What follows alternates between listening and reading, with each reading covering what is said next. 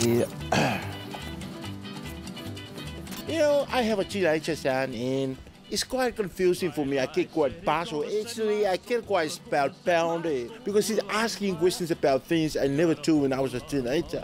Dad, can you buy me a gel, my moisturizer? Thing, you know, for to pluck your eyebrow, some nice things to cut his toenail. I said, who cuts their toenail? Well, you know. What do you want all these products for?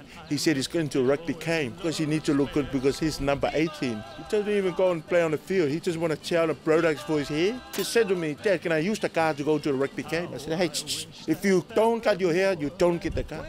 Then he tried to be smart to me and say, hey, but Jesus had a long hair. And I said, yeah, and Jesus walked everywhere. He played prop. But he said, Dad, can you buy me a skinny jean? I said, hey, when's the last time you look in the mirror? If you're fat, you need a fat clothes. Very confusing, quite puzzled. He said he wanted clothes with a label. So I write down on a sticker his name, put the label on his top, everything, even his underpants, socks. He want the label clothes, there you go. My daughter said to me, she want a new clothes.